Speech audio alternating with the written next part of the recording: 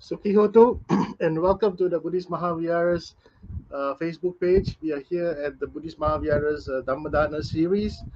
We are here this Sunday to listen to one of another very interesting topic. It's called the Buddhist concept of time, which will be expounded to us by our friend from the UK. He's been with us a couple of times here at the Dhammadana series, and we're actually very glad that this guest has accepted our invitation to speak this evening.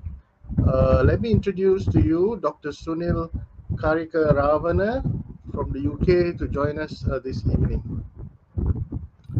Good evening, Dr. Sunil. How are you? I'm well, thank you. You must be very tired, especially rushing back from Amsterdam in Holland to get back to the UK to do this Dhamma talk, and we really thankful for you to take up this opportunity to speak to us this evening. My Um, pleasure. Yeah. for those of you who don't know Dr. Sunil, let me quickly read his profile. Dr. Sunil was born in Sri Lanka. He entered the University of Kelaniya and obtained in Colombo and obtained his first class BA honors degree in linguistics, literature and philosophy in 1983.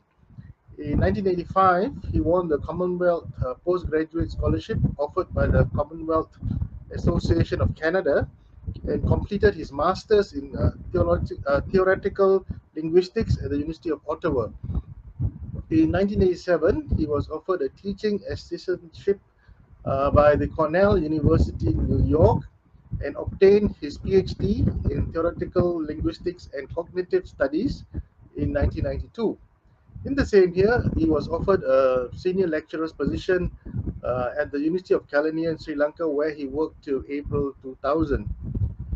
In April 2000, he won two international postdoctoral fellowships, one to take up research in child language acquisition at the Rikyo University of Tokyo, Japan, and the other by the Association of Commonwealth Universities in the UK to take up research in clinical linguistics at the University College London.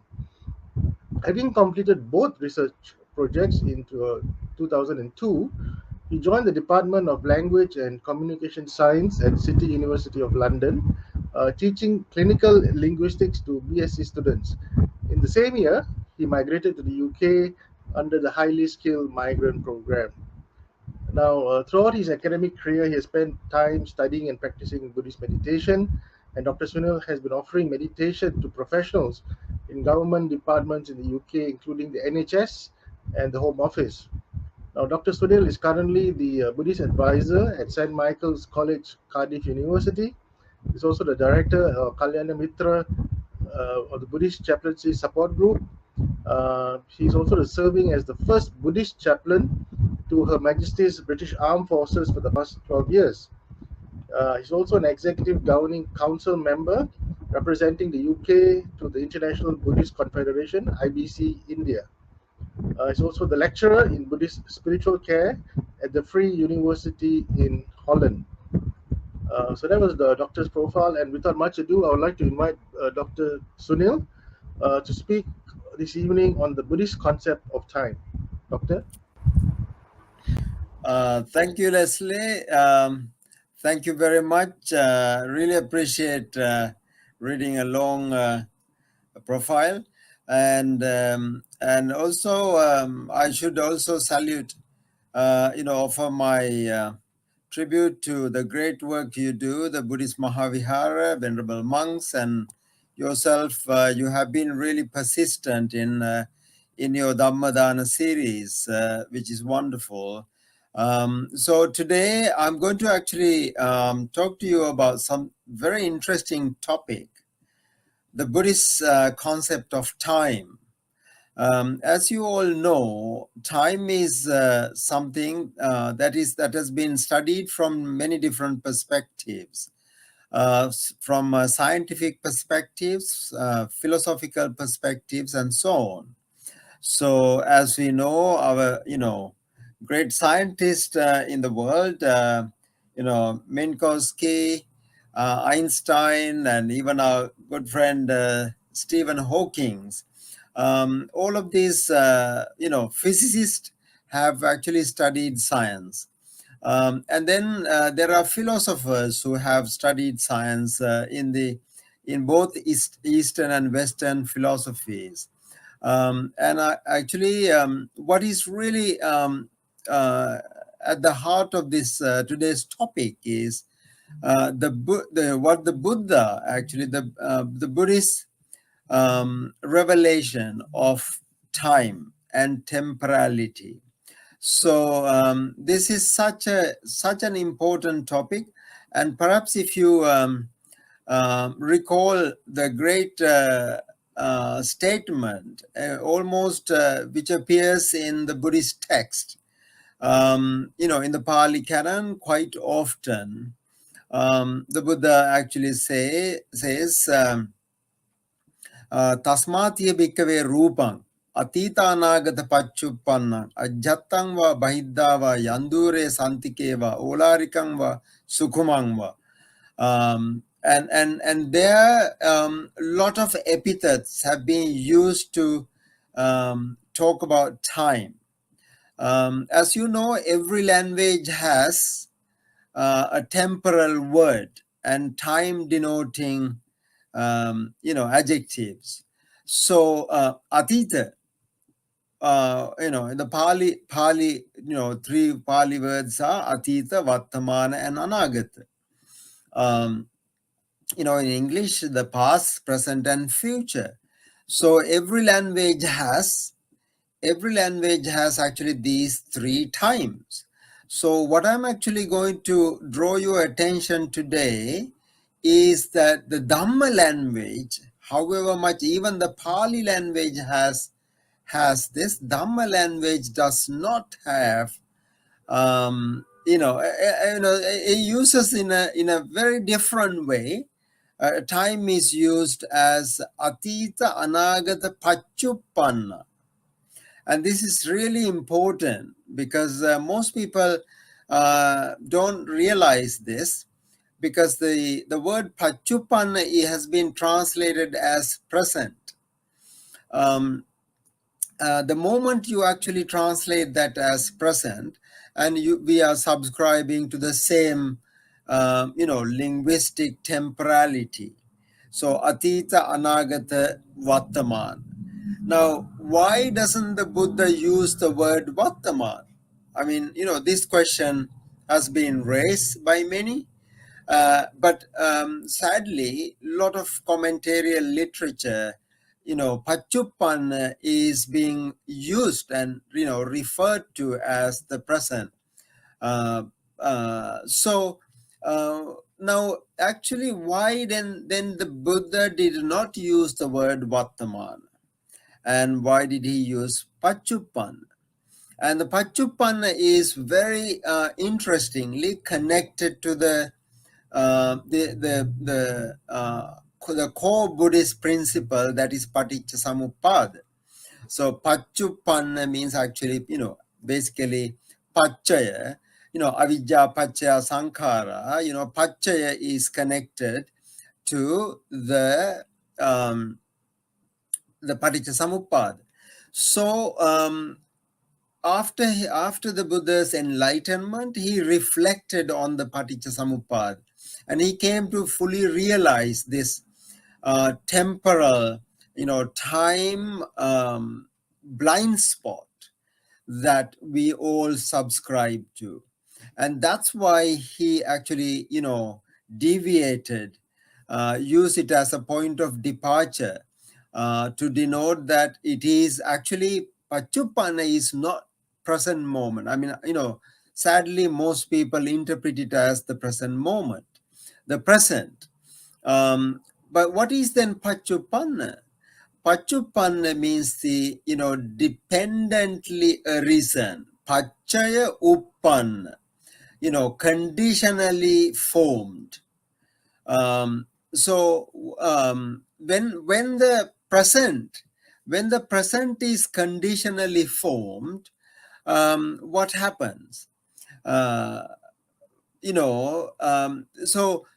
the present tense completely disappears. So what happens when the present tense disappears? The existence or substantialist view of the sassada ditti disappears. So now, let's for a moment think of a world where there is no present tense. When I started this talk, now that is past actually. Now, what I'm going to say, the next word is the future. So what if the present and is skewed by the past and the future? So then the present diminishes and disappears. If the present is taken to be causally formed, causally conditioned, and then the same thing applies to the past and the same thing applies to the future. And in fact, therefore, what happens is the entire time frame disappears.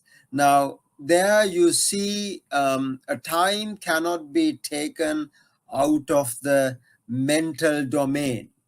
It is in the mind domain that the time actually comes into being.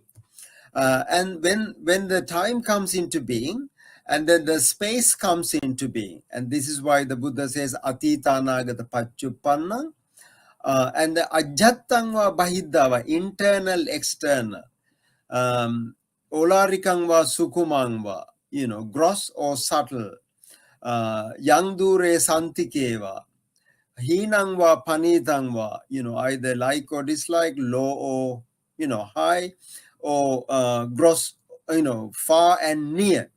Now you can see that all these 11 facets are directly connected to the world, and that is the world. And when somebody actually transcends the world, goes beyond the worldly realm, what happens is one actually comes to realize the limitations of the world. What is this world? This world is actually created by our 6 sense faculties. So what are the 6 sense faculties? Our eye, ear, nose, tongue, the tactile body, and the mind.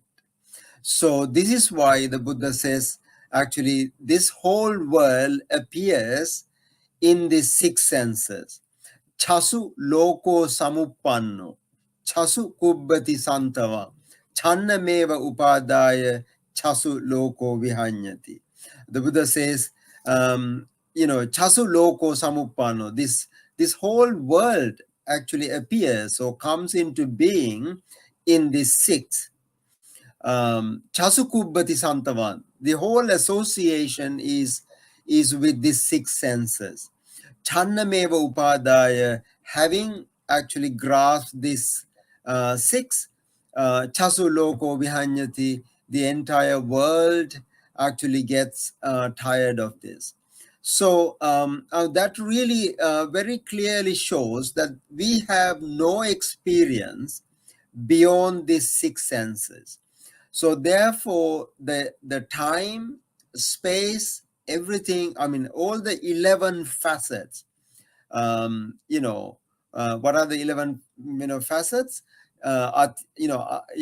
Past, present, future, internal, external, gross, subtle, near, far, like, dislike.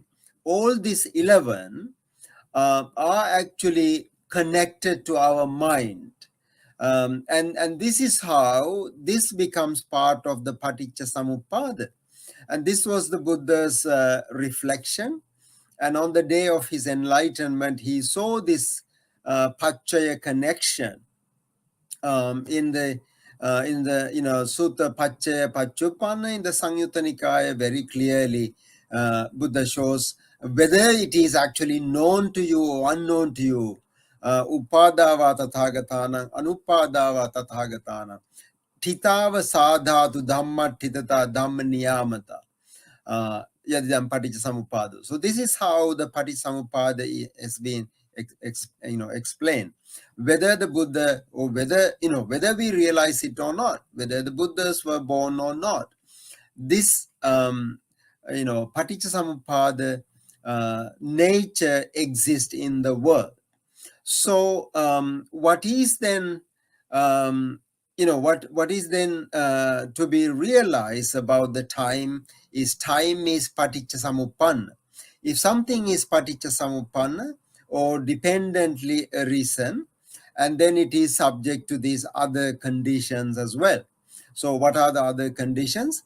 The Buddha actually gives 5 main aspects to it. Aniccang sankhatang paticca samuppanna, kaya dhammang, vaya dhammang, viraga dhammang, nirodha dhamma.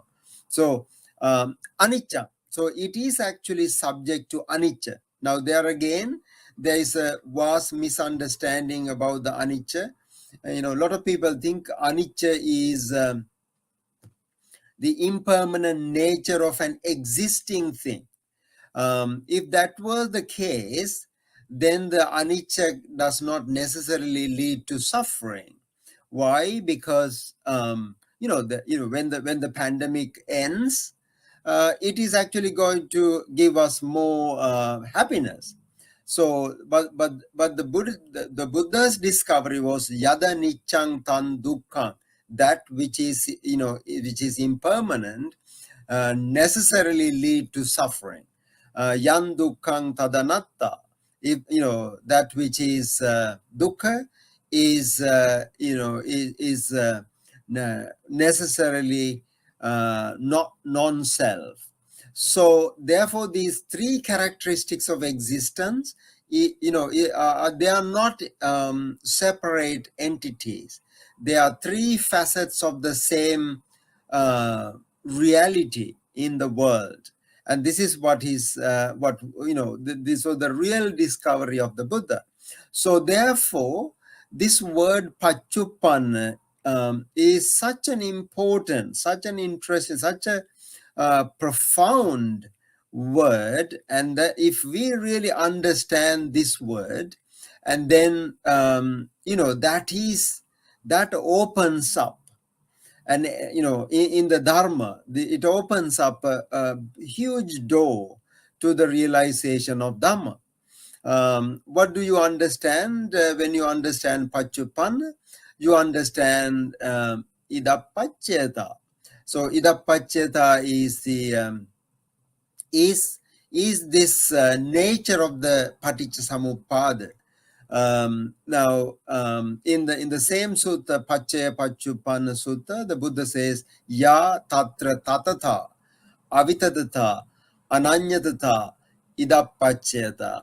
Now, the Paticcasamuppada has been, does have these 4 essential qualities, essential characteristics.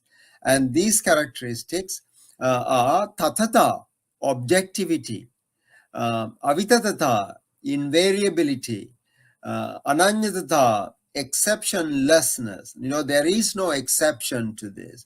And the last one is idappaccheta. Idappaccheta is when this is. Iti imasming sati idang hoti. So iti imasming sati idang hoti. Now when we apply this theory to time, now we can easily say avijja paccaya sankhara. Now if you take time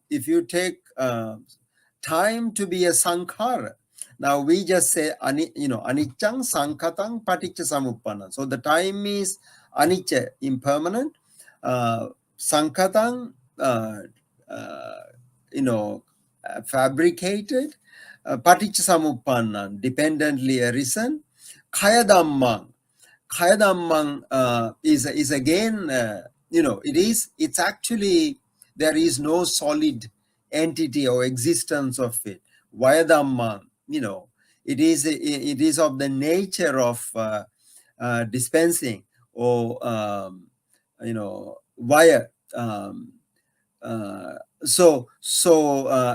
viraga dhamma. So therefore when one realizes its nature, true nature, one actually become disenchanted, dispassionate, with this viraga dhammang, nirodha dhammang, which is the nibbanic, path.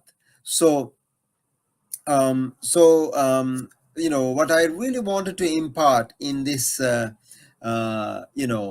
presentation today is this idea that though there is past, present, future in every language, we all subscribe to this time. In the dharmic language, there is no time.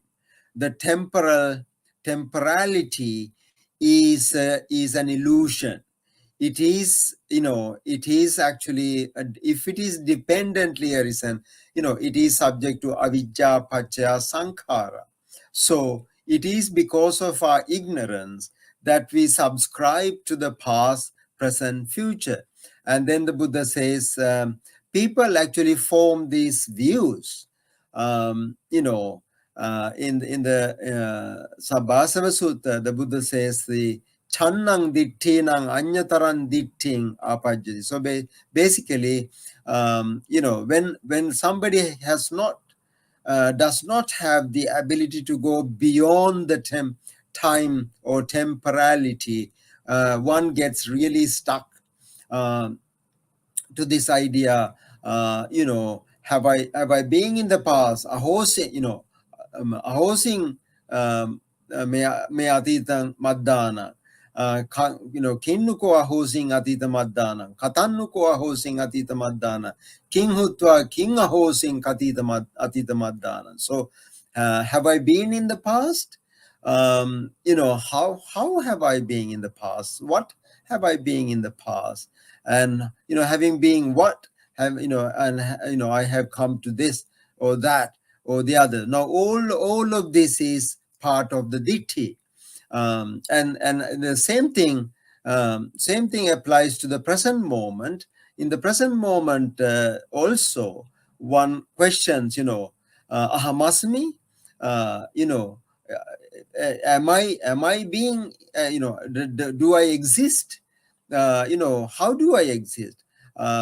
Being what, how, what as what form do I exist, etc., etc. So am I going to be in the future, and so on and so forth. So in these 15 different ways, one form the doubt. And the Buddha says the Sutava Arya Savako, the instructed Arya Shravaka, understands this time, and as a result of that, he is now in a position to transcend this time and temporality, so that he will be actually crossing over the world. He will not be stuck to the world. So though it looks like a very simple topic, the time and the temporality in Buddhism actually takes us into the depth of the Buddha's teaching. And this is why this same statement, tasmatiya bhikkave rupang atitanagata pachupanna. Now, we always have a form understood in the past, present, and future, either internal or external, near or far, like or dislike, gross or subtle. And these aspects, we subscribe to these through our delusion and our ignorance. And this is why the Buddha says, Tasmatiya bhikkave rupang atitanagata pachuppannang ajjatang va bahidda va yandure santike va olarikang va sukumang va kallannutan samanipasdung etang mama. Is it appropriate to say that this is me? Eso hamas me? Is this me? Is this my self? Eso meatta? And the monks actually very clearly understand this reality phenomena. Say no hetang bante, not venerable sir. So now this section appears in the Pali Canon quite a few times, almost every sutta where the aggregates are discussed. Paticcasamuppada is discussed, three characteristics of existence discussed, and so on and so forth. So therefore, my invitation to you, Dhamma friends, is to reflect on this word Pachuppanna. Now, this is actually a deep topic. This is not an easy topic. I mean, any even theory of time is not an easy one. It is, it is part of the physical sciences, and and it becomes really highly philosophical and scientific. So, but what the Buddha did was, the Buddha was able to transcend this delusion, and see it as a dependently arisen aspect. So this is why in the Bhaddekaratta Sutta, if you remember, Pachuppannang chayo dhammang tattha tattha vipassati. Now, for somebody to practice vipassana, one really has to understand this nature of Pachuppanna, that is dependently arisen nature. So, for example, if you are seeing a form through your eyes, and immediately, you come to realize that this is dependently arisen, and there is a piece of time in it, piece of space in it, piece of all of those 11 aspects are in it. So therefore, the Sutavachako Arya Savako, and the Buddha says the well instructed, well instructed Aryan, what he does is he rupe nibindati. He becomes dispassionate about the form. Why? The form that appears on your eyes or ears, etc., etc., are actually dependently arisen. If something is dependently arisen, it is of the nature of this anicca, sankhata, etc. So therefore, Sutavachako Arya Savako rupe nibindati. So he becomes actually disenchanted with the form. When one becomes actually disenchanted, then one becomes dispassionate about it. Nibindang virajyati. And viratta vimuchyati. And then when one becomes actually disengaged with it, and one actually is able to let go of it. So now this is actually a deep topic, and I was just trying to capture the meaning of this Bhaddekara, I mean the Pachuppan, that is actually spelled out in 4 Bhaddekaratta Suttas. Pachuppannancha yo dhammang tattha tattha vipassati. So where one cannot really practice vipassana, one is not able to practice vipassana if one really does not understand these 11 facets, which in turn connected to the time and temporality and space, and so on. So when you see near and far, like dislike, all of these are actually in one way or the other connected to the world. So this is the worldly phenomena. I know this is a bit of a hair splitting, difficult topic, but and I thought it'd be really interesting for us to reflect on this, especially those of us who actually want to practice vipassana. I think I have spoken for about half an hour. So perhaps it would be would it not be a good idea, Leslie, to to let people ask questions. What do you think? Yeah, Doctor, but I think there are no questions at the moment. I see one question. Let me just post that to you, but Doctor.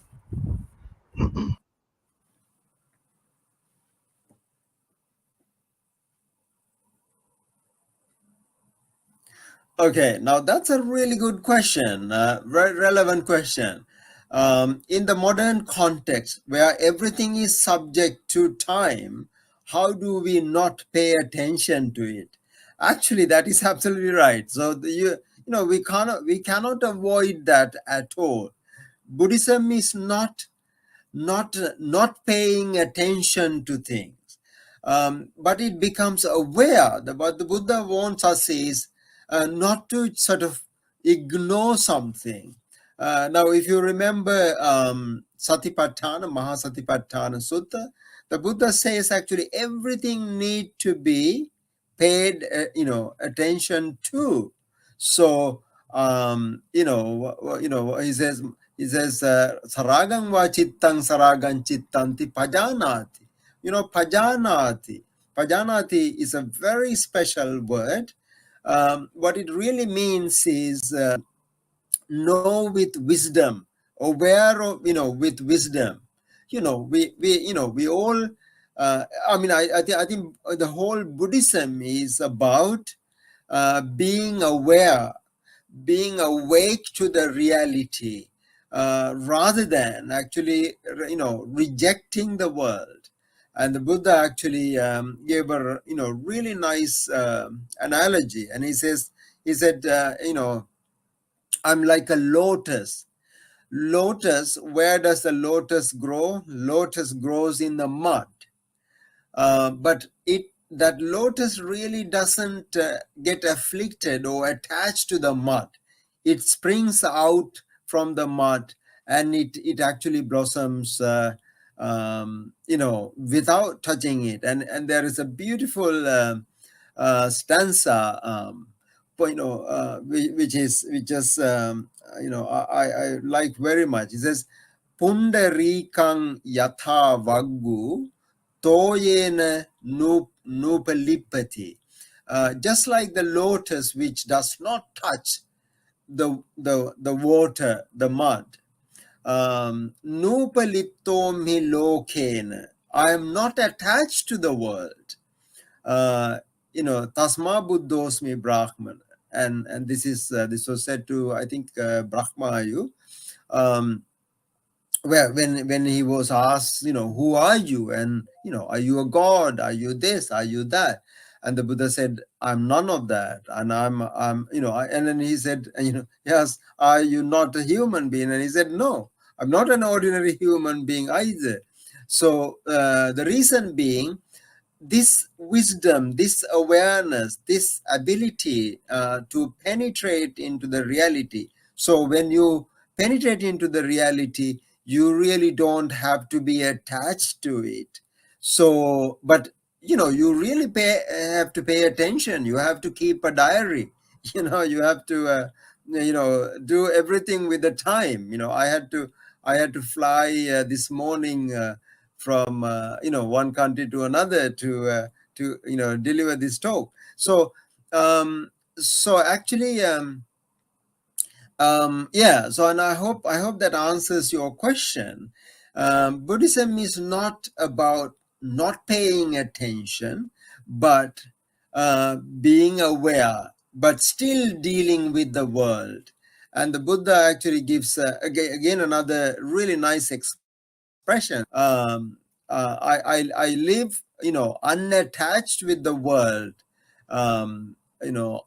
Uh, Asansatto, no sansatto. So I'm not attached to it. So and what we really require is this, with wisdom. And this is what vipassana is. Actually, vipassana is not about escaping the world. And some people, and even I have heard some monks even say, oh, you have to escape the world. No, thankfully the Buddha has done the job for us.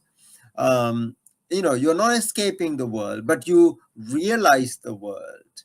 and that realization is the one which actually transcend this worldly realms.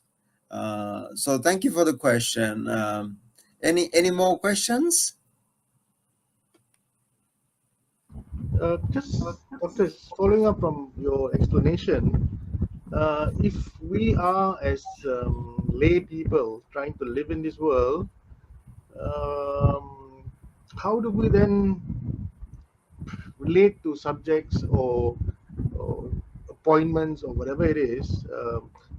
As you say, if you're not attached, I guess that concept only works if you're really not attached to anything, which means you are basically a monastic. It doesn't really apply to people like you and me who are actually still lay people who are attached to a lot of things on a daily basis.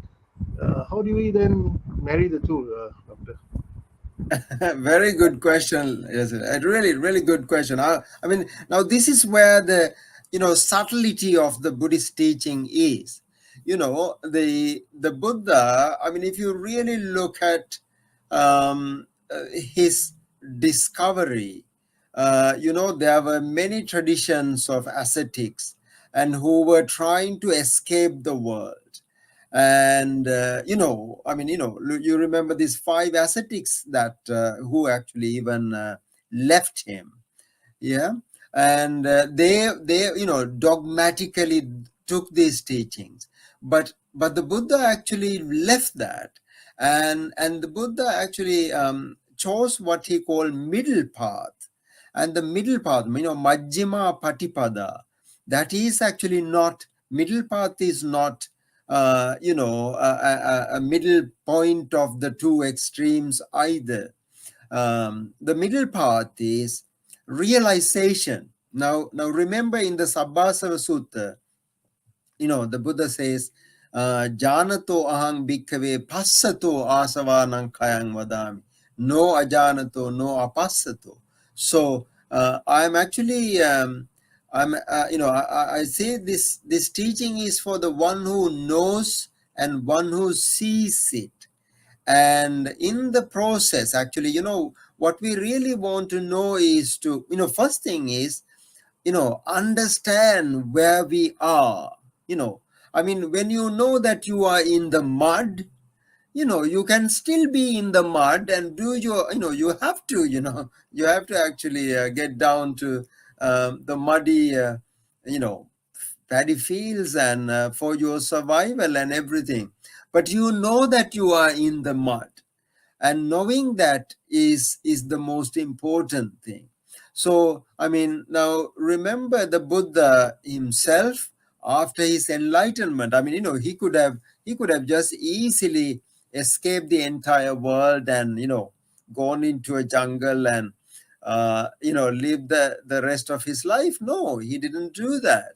What he did was he went out and he associated with people and helped people. And probably, maybe even Balananda must have kept a diary, for him as well. And, and he would have said, Bante, Venerable Sir, you have to be in such and such place, such and such a time, etc., etc. So, and that is that there is no, you can actually use the knife when you know how to use it. The problem is we don't know how to use it, and we actually, use the knife and we cut ourselves and we destroy ourselves. And I mean, this is again the important topic of kusala. Kusala is like skillful means. Now that is a very important word in the Buddhist text. Kusalancha pajanati, kusala mulancha, akusalancha pajanati, akusala mulancha. When you really know, kusala comes from, I'm told that comes from sort of a type of a grass. When you actually pull the grass in the wrong way, what happens is it cut your hand, cut your fingers. So one who really knows that these grass, the nature of it is to cut, and it knows exactly how to hold it. And the Buddha gives a similar example with a snake. If you want to actually hold a snake, there is a point where you have to hold it. If you hold the snake from the tail, what happens. It will bite you. So and this word kusala, therefore, the skillful means the skills and abilities for one to understand it and deal with it in such a way that you are not attached.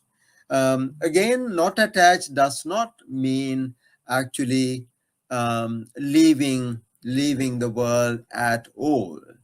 It means, it really means the realization. You remember the advice of the Buddha, you know, um, for the monks. And when you actually, you have to live in the world, you have to sustain, you have to eat, you have to dress, you have to have a shelter over your head, you have to have medicine in case of an illness. So you use all of this with wisdom. Patisankaya yoniso patisevami.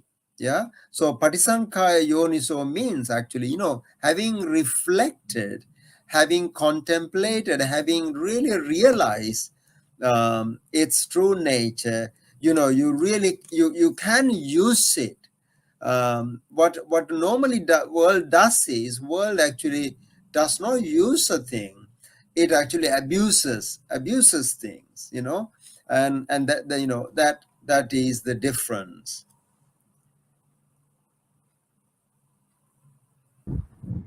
Thank you, Doctor. Thank you for the explanation. Yeah. Uh, okay, I think there are no more questions this evening. We've come to the end of this evening's Dhamma sharing. So we take this opportunity, Doctor, to thank you, and we are actually very grateful for you to always oblige to our request to give a Dhamma talk, and also especially today that you had to rush back to the UK from Holland for this Dhamma talk, and still obliges.